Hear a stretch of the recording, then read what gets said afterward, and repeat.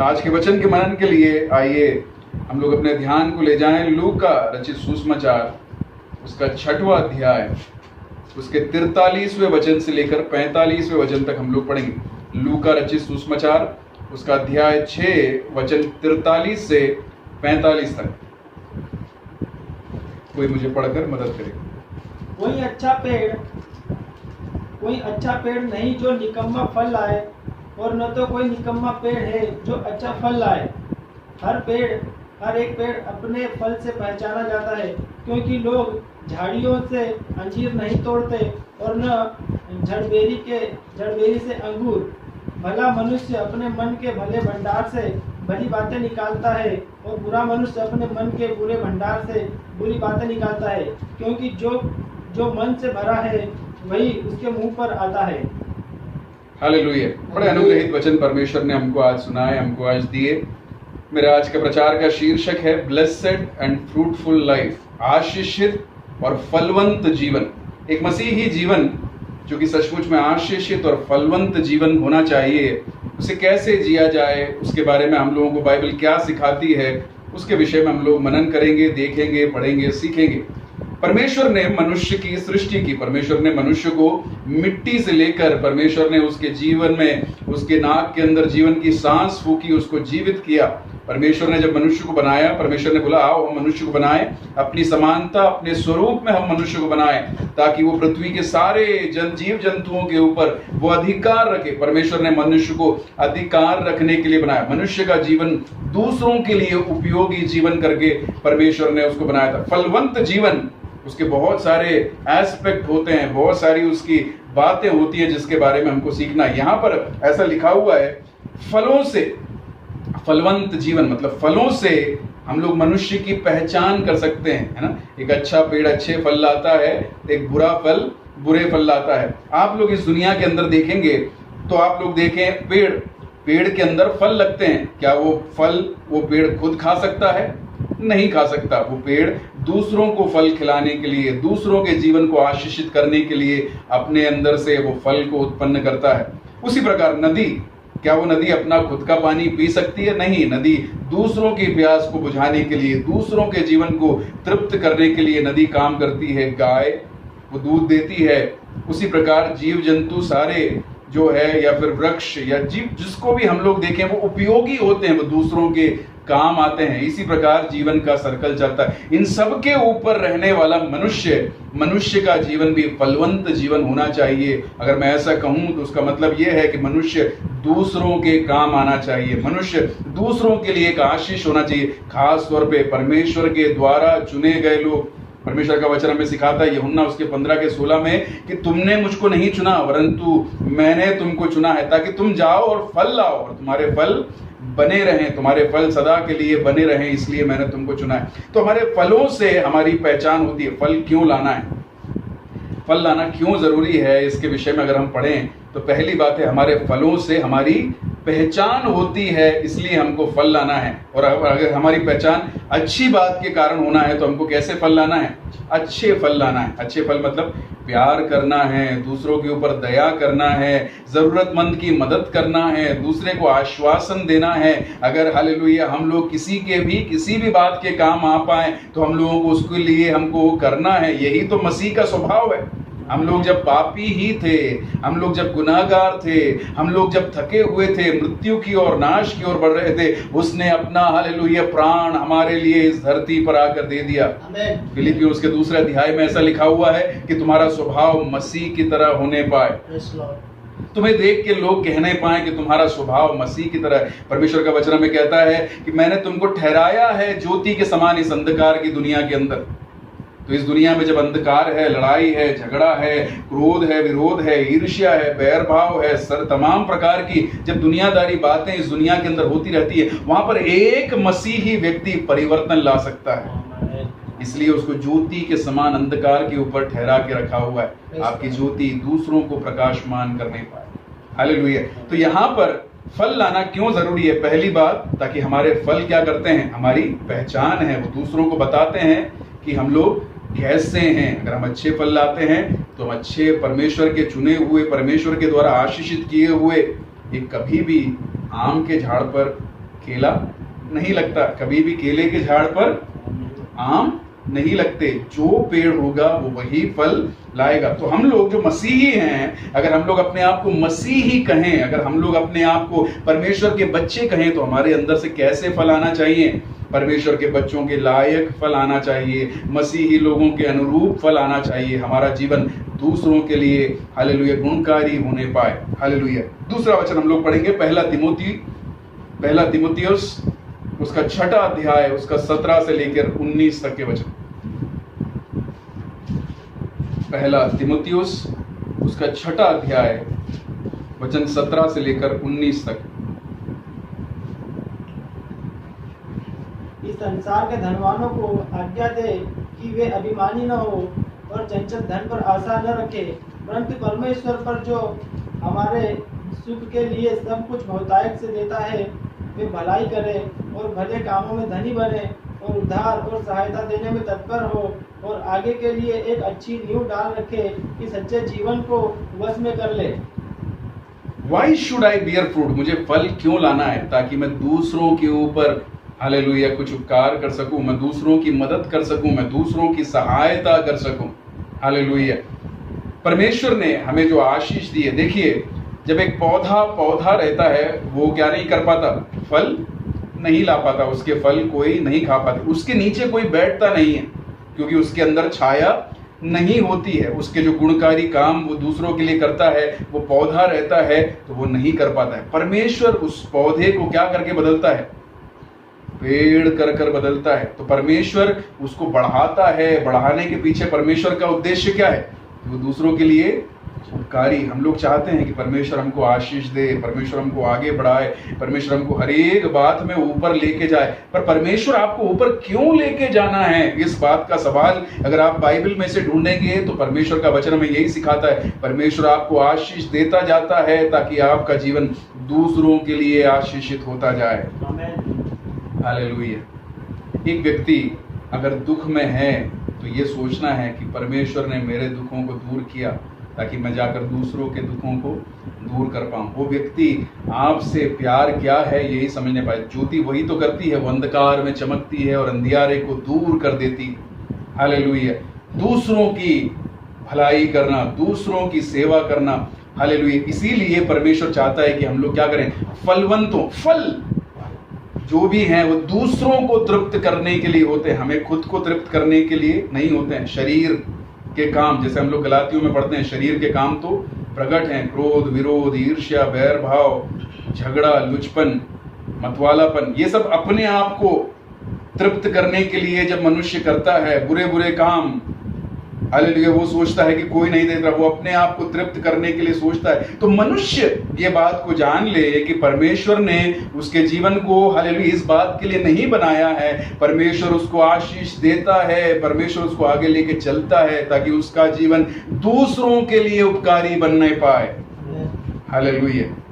तो पहली बात, हम फलवंत इसलिए हों क्योंकि हमारे फल से हमारी पहचान होगी। अगर गलत फल लगेंगे तो लोग बोलेंगे कि ये गलत व्यक्ति है। अगर अच्छे फल लगेंगे, आपका अगर जीवन परोपकारी है, अगर आपका जीवन दूसरों के ऊपर दया करता है, अगर आपका जीवन दूसरों की हालेलुया मदद करता है, अगर आप दूसरों के लिए प्रार्थना करते हैं, छोटे से छोटे विषय में, अगर किसी भाई ने, अगर किसी बहन ने आपसे प्रार्थना मांगी है, मेरे भाई और मेरी बहन, अगर आप उसके लिए प्रार्थना करते हैं तो आप एक हालेलुया दया करने वाले, परोपकार करने वाले मसीह के बच्चे हैं आप।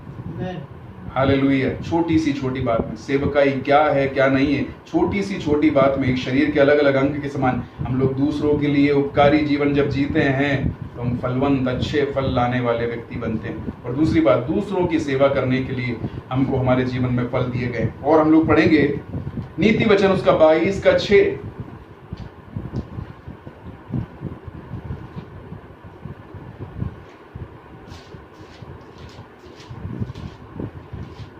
नीति वचन उसका 22 अध्याय उसका 6 वचन। लड़के को उसी मार्ग की शिक्षा दे जिसमें उसको चलना चाहिए और वह बुढ़ापे में भी उससे न हटेगा। हालेलुया। व्यवस्था विवरण उसका 6 अध्याय 5वें से भी हम पढ़ेंगे। नीति वचन उसके 22वें अध्याय में ऐसा लिखा हुआ है कि लड़के को उसी मार्ग की शिक्षा दे जिसमें उसको चलना चाहिए। हालेलुया। अगर व्यक्ति खुद वो काम नहीं करेगा तो अपने बच्चों को वो कैसे सिखा पाएगा। अगर हम लोग बच्चों को बोलते हैं बच्चे प्यार करना सीख, तो बच्चा पहले हमारे जीवन में देखेगा कि हम लोग प्यार करते हैं कि नहीं करते हैं। हम लोग घर के अंदर अगर बुराई करते हैं, घर के अंदर अगर लड़ाई करते हैं, घर के अंदर अगर झगड़े करते हैं, हम लोग गुस्सा करते हैं, क्रोध एक बहुत बड़ी बीमारी है। अगर हमारा बच्चा इन सारी बातों को देखता है और अगर हम उसको बोलेंगे कि क्रोध करना गलत बात है, तो बच्चा जो है उस बात को समझ नहीं पाएगा, सीख नहीं पाएगा, वो कंफ्यूज हो जाएगा। परमेश्वर चाहता है कि हम लोग अपनी अगली पीढ़ी को, फलवंत अगली पीढ़ी को इस दुनिया के अंदर लाके आने पाएं। ये दुनिया जो हालेलुया शैतान जिसको हालेलुया नाश की ओर लेके जाना चाहता है, लड़ाई झगड़े क्रोध विरोध इस दुनिया के अंदर जब बढ़ते जाते हैं, मसीही व्यक्ति का एक उत्तरदायित्व है कि आपकी अगली पीढ़ी फलवंत पीढ़ी होने पाए। क्योंकि आप फलवंत हैं, आपकी अगली पीढ़ी भी फलवंत होगी, क्योंकि आप हालेलुया इस दुनिया के लिए एक आशीष है, आने वाली पीढ़ी भी एक आशीष होगी। परमेश्वर के द्वारा आप ठहराए गए हैं, इसलिए आने वाली पीढ़ी भी हालेलुया ठहराई जाएगी। फलवंत इसलिए परमेश्वर करता है ताकि आपके फल आने वाली पीढ़ी के ऊपर, केवल आने वाली पीढ़ी के ऊपर नहीं, आपके बच्चों के ऊपर नहीं, जितने नौजवान लोग आपको देखते हैं, सुनते हैं, सीखते हैं, आपके परिवार के अंदर, आपके समूह के अंदर, आपकी कलीसिया के अंदर, उसके लिए फलवंत एक जीवन जीने वाला व्यक्ति, एक हालेलुया नया जीवन इस दुनिया में देने वाला व्यक्ति है। आपको देखकर नौजवान लोग सीखते हैं। हम लोग व्यवस्था विवरण की पुस्तक को पढ़ेंगे, उसके 6 अध्याय उसके 5वें वचन से हम लोग पढ़ेंगे। तू अपने परमेश्वर यहोवा से अपने सारे मन और सारे जीव और सारी शक्ति के साथ प्रेम रखना। तो अपने परमेश्वर से सारे मन, सारे जीव और सारी शक्ति के साथ में प्रेम रखना। अगर हम परमेश्वर से प्रेम रखते हैं, अगर हम प्रार्थना करते हैं, अगर हम अच्छे कामों को करते हैं, अगर हम परमेश्वर की संगति सहभागिता में अपने जीवन को बिताते हैं, तो हमारे देखने वाले बच्चे, हमारे देखने वाली आने वाली पीढ़ी, वो भी परमेश्वर को प्यार करेगी। उसके आगे हम लोग और पढ़ेंगे। और ये आज्ञा है जो मैं आज तुझको सुनाता हूँ, वे तेरे मन में बनी रहे, और तू इन्हें अपने बाल बच्चों को समझा कर सिखाया करना। तो इन्हें अपने बाल बच्चों को समझाकर सिखाया करना। तो हमें फलवंत इसलिए बनना है क्योंकि हमको एक अगली पीढ़ी को तैयार करना है, क्योंकि हमको हालेलुया आने वाले समय में इस ज्योति को जलाए रखना है, इसलिए हमको फलवंत बनना जरूरी है। तो हमारा फलवंत बनना क्यों जरूरी है? हमारा फलवंत बनना इसलिए जरूरी है क्योंकि परमेश्वर ने हमको ठहराया हुआ है। हमारे फल दिखाते हैं कि हम अच्छे हैं या बुरे हैं। दूसरी बात, दूसरों की सेवा करने के लिए हमें फलवंत बनना है। तीसरी बात, अगली पीढ़ी को फलवंत बनाने के लिए हमें फलवंत बनना है। अगर हम फलवंत नहीं बनेंगे तो अगली एक पीढ़ी फलवंत नहीं हो सकती। देखिए, आप देखिए, पेड़ के अंदर से क्या निकलते हैं? फल निकलते हैं। फल के अंदर क्या रहता है? बीज रहता है। वही बीज क्या करता है? अगले वृक्ष को लाने के लिए, एक पौधे को बनाने का काम करता है। अगर उसमें से फल नहीं आते तो अगला बीज भी क्या नहीं होता। इस दुनिया की देखो, दुनिया बहुत ही क्या है, बहुत ही हालेलुया इस समय को, प्रत्येक तौर पे इस समय को देखें तो उथल पुथल हो रही है। उसके बीच में एक हालेलुया विश्वास योग्य पीढ़ी को जन्म लेना, हालेलुया बिना पाप की। आप कहीं पर भी देख लें, चारों तरफ पाप ही पाप है। लड़ाई झगड़े, गलत काम, लुचपन, ईर्ष्या, बैर भाव, उसके बीच में अगर एक फलवंत पीढ़ी को जन्म लेना है तो हालेलुया। दूसरी बात जो हम लोगों को देखना है, हम लोग आइए देखेंगे यूहन्ना रचित सुसमाचार उसका 15 अध्याय और उसका 5वां वचन। मैं दाखलता हूँ, तुम डालियाँ हो, जो मुझ में बना रहता है और मैं उनमें, वह बहुत फल फलता है, क्योंकि मुझसे अलग होकर तुम कुछ भी नहीं कर सकते। जो मुझ में बना रहता है वो बहुत फल लाता है। मैं दाखलता हूँ, तुम डाली हो। हालेलुया। परमेश्वर में बने रहने वाला एक जीवन अगर हम लोग नहीं जी पाते हैं तो हम लोग फल नहीं ले पाते हैं। हालेलुया। केवल दिखाने के लिए, केवल नाम के लिए, केवल कुछ समय के लिए प्रभु के चरणों में आना, हालेलुया, ऐसे जीवन को जीने से हम लोग फलवंत नहीं हो पाते। हमारा हर एक पल, हालेलुया, गाने वाला इसको कैसे गाता है, हम लोग मिलकर उसको गाएंगे। मेरा उठना बैठना और मेरा उठना बैठना और चलना तुझे भाता रहे। मेरे जीवन में यीशु तेरा नाम जलाल भाता रहे। जीवन यीशु तेरा नाम जलाल पाता रहे।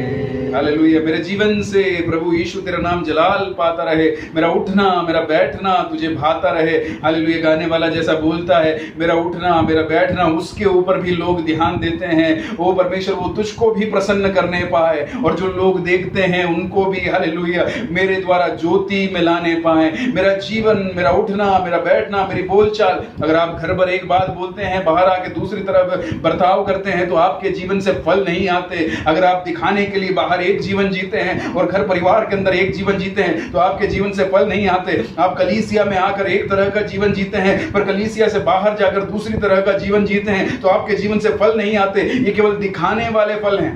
हमारी टेबलों पर दिखाने वाले सेव फल रखे रहते हैं। उन सेव फलों को लेकर अगर हम खाएंगे, खाने की कोशिश करेंगे तो हमारे दांत टूट जाएंगे और उनसे हमको स्वाद नहीं मिल पाएगा। हालेलुया। दिखाने के जीवन से फल नहीं आ पाते, पर सचमुच में मसीह में बने रहना, हालेलुया, मसीह के साथ में बने रहने वाला जीवन, निरंतर हर पल 24 घंटे प्रभु के सानिध्य में, प्रभु के सानिध्य में हम लोग अपने जीवन को बिताएं।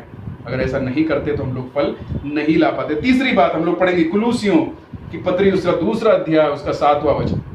और उसी में जड़ पकड़ते और बढ़ते जाओ, और जैसे तुम सिखाए गए हो वैसे ही विश्वास में दृढ़ होते जाओ और अधिकाधिक धन्यवाद करते रहो। उसी में जड़ पकड़ते जाओ। हमको केवल मसीह के संग का एक जीवन नहीं बिताना है, हमको क्या करना है? मसीह में जड़ पकड़ना है।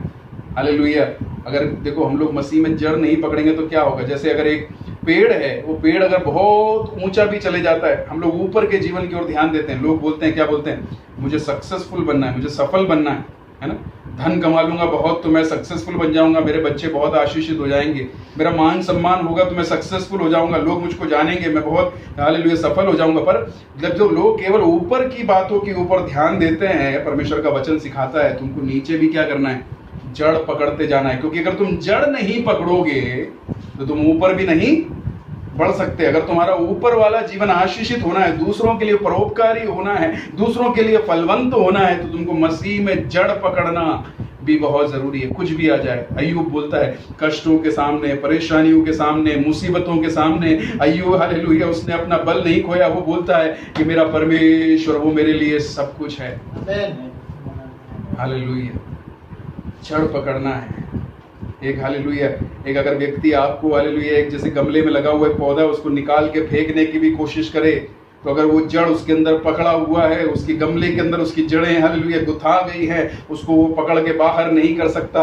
अगर जमीन के अंदर जड़ पकड़ ली है, बाढ़ आ जाए, तूफान आ जाए, वो पेड़ उखड़ नहीं सकता। वैसे ही जो व्यक्ति मसीह के अंदर जड़ पकड़ा हुआ है, शैतान उसकी कुछ भी परीक्षा ले, दुख, रोग, परेशानी, मुसीबतें, तंगी, हालेलुया कुछ भी आ जाए, बोले मेरे लिए जीना मसीह है, मर जाना लाभ है, मैं जीऊंगा तो मसीह के लिए जीऊंगा। हालेलुया। ऐसा जीवन अगर हम लोग नहीं जी पाते तो हम लोग फलवंत नहीं हो पाते। हालेलुया। उसके बाद में हम लोग देखेंगे लूका रचित सुसमाचार, उसका 8वां अध्याय, उसका 14 वचन। लूका 8:14। जो झाड़ियों में गिरा यह वे हैं जो सुनते हैं पर आगे चलकर चिंता और धन और जीवन के सुख उल्लास में बच जाते हैं और उनका फल नहीं पकता। हालेलुया। देखो कभी कभी क्या होता है कि हम लोग परेशानियों के ऊपर ज़्यादा ध्यान देते हैं। हम लोग क्या करते हैं, जैसे आंधी आई, तूफान आई, कष्टों के ऊपर आपका ध्यान किधर है? मुझे सुनने वाले मेरे भाइयों, मेरी बहनों, आपका ध्यान किधर है? क्या आप चिंता की ओर ध्यान है? मेरा पति ने मुझको ये बोल दिया, मेरी पत्नी ने मुझको ये बोल दिया, हालेलुया, मेरे बीमारी तो जाती नहीं है, मेरा हालेलुया पैसा तो आता नहीं है, मेरे साथ में ये क्यों नहीं? देखो हालेलुया, जहां कहीं भी आप बैठकर प्रार्थना आराधना करने वाले व्यक्ति हो, प्रभु जरूर आपकी सुनने वाला परमेश्वर है। वो जरूर आपके लिए नया मार्ग खोलेगा।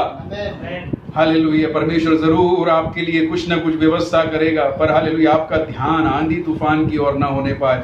हालेलुया। जैसा भजन संहिता लिखने वाला बोलता है कि मैं अपनी आंखें पर्वतों की ओर उठाता हूँ, मेरी सहायता हालेलुया आकाश और पृथ्वी की सृष्टि की हुई परमेश्वर की तरफ से आती है। आपका ध्यान किधर है? अगर आपका ध्यान इस दुनिया की तरफ है, लोगों की तरफ है, धन संपत्ति की तरफ है, हालेलुया, भजन संहिता में ऐसे लिखा है कि न तो मनुष्यों पर, न प्रभुओं पर, न बल के ऊपर, न घोड़ों के ऊपर, न रथों के ऊपर हम लोग, हालेलुया, भरोसा किसके ऊपर करते हैं? हमारे परमेश्वर के ऊपर भरोसा करते हैं। जिन लोगों का ध्यान इस दुनिया की ओर लगा है वो लोग लज्जित हो जाएंगे, पर जितने परमेश्वर की ओर अपने ध्यान को लगा के रखते हैं वो कभी भी लज्जित नहीं होंगे। हालेलुया। तो पांचवी और आखिरी बात, आपका ध्यान भटक जाता है, इसलिए आप प्रभु पर फल नहीं ला पाते। हालेलुया। तो 5 बातें जो हमने सीखी मैं उनको एक बार और बताना चाहता हूँ। इग्नोरेंस, मैं कुछ भी नहीं हूँ ये सोचना, इसके कारण हम लोग फल नहीं लाते। मैं नहीं कर पाऊंगा, अगर आपने बोल दिया तो सचमुच में आप नहीं कर पाएंगे। अपने मन के अंदर जो रहता है वही अपनी जुबान से आता है। आप बोले मैं कर पाऊंगा, हालेलुया, मैं कर पाऊंगा, मैं प्रभु की सेवा कर पाऊंगा, छोटी सी छोटी बात में मैं मदद कर पाऊंगा, छोटी सी छोटी बात में मैं, हालेलुया, केवल अपनी ओर ध्यान केंद्रित न रखें, दूसरों की ओर ध्यान केंद्रित आप जरूर कर पाएंगे। आज मुझे सुनने वाला हर एक व्यक्ति, आपका जीवन दूसरों के लिए परोपकारी जरूर बन पाएगा। आप प्रभु की सेवा जरूर कर पाएंगे, छोटी से छोटी बात में आप जरूर प्रभु के लिए उपयोग में आएंगे। और दूसरी बात है कि हम लोग मसीह में जी नहीं पाते हैं, मसीह के संग में नहीं रह पाते हैं, इसलिए हम लोग फलवंत नहीं हो पाते। तीसरी बात, हम लोग जड़ मसीह में नहीं पकड़ पाते हैं, इसलिए हम लोग फलवंत नहीं हो पाते हैं। चौथी बात, हम लोग लगातार बढ़ नहीं पाते हैं। देखिए, उस बात को मैं कहना आपसे भूल गया, हम लोग पढ़ेंगे प्रेरितों काम उसका 2 अध्याय, उसका अध्याय 42, प्रेरितों काम अध्याय 2 वचन 42।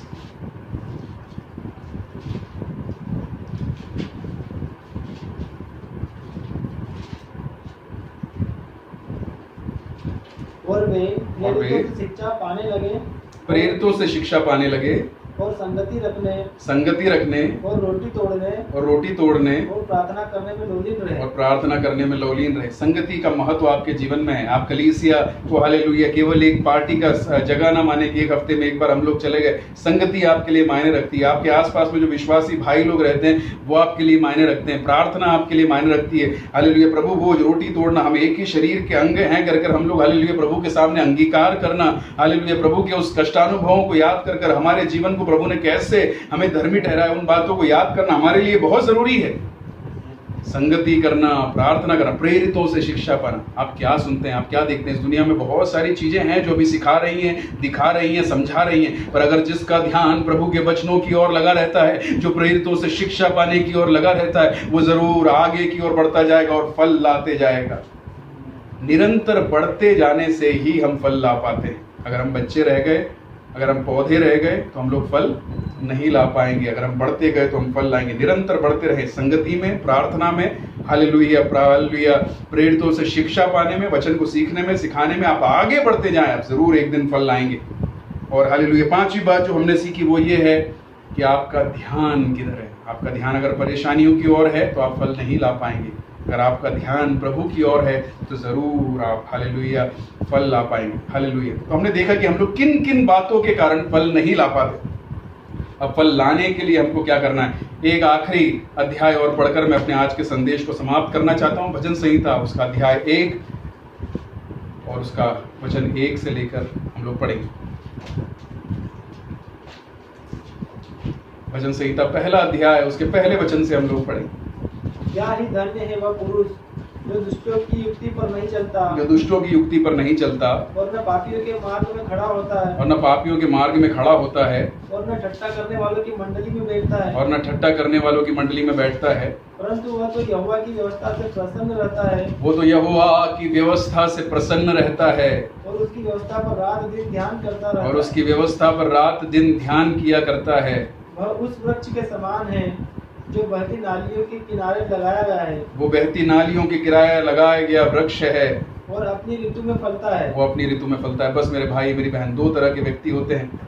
एक दुष्ट होता है जो दुष्टों की बातों के ऊपर ध्यान लगाता है, पापियों के मार्ग में चलता है, ठट्टा करने वालों की मंडली में बैठता है। वो, हालेलुया, तत्काल में सुख तो पालेगा, हालेलुया, पर उसका जीवन फलवंत जीवन नहीं है। पर वो व्यक्ति जो प्रभु की वचनों की ओर ध्यान लगाता है, जो प्रार्थना में, संगति में, परमेश्वर में, हालेलुया, अपने जीवन को बिताने में, परमेश्वर में जड़ ले जाने में, हालेलुया, यीशु मसीह के संग में अपने जीवन को बिताने में ध्यान देता है, हालेलुया, परमेश्वर के वचन को दिन रात वो मनन करता है, उस वृक्ष के समान होगा जो बहती हुई नदी के किनारे। पवित्र आत्मा आपको सींचने पाएगी। अगर आप मेरे वचन को आज सुन रहे हैं, पवित्र आत्मा जरूर आपको सींचने पाएगी।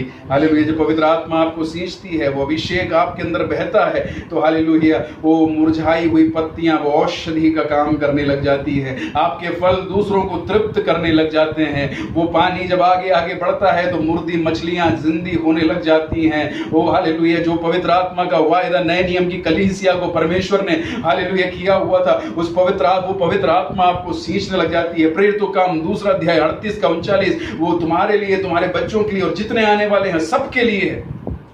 मेरे भाई मेरी बहन, आप फलवंत जरूर होंगे। आइए हमारी आंखों को बंद करें, हम लोग प्रार्थना करें।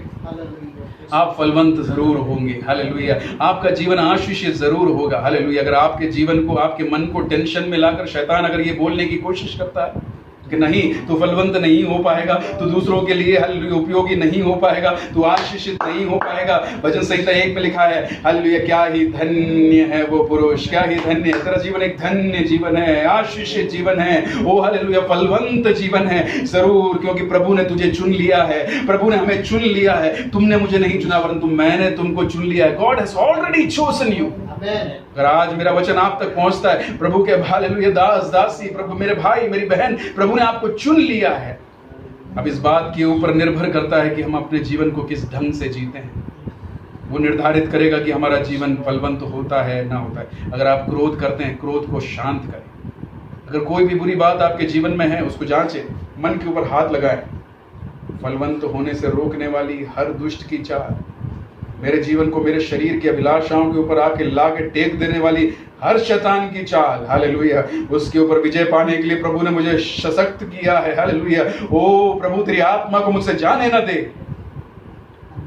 हालेलुया।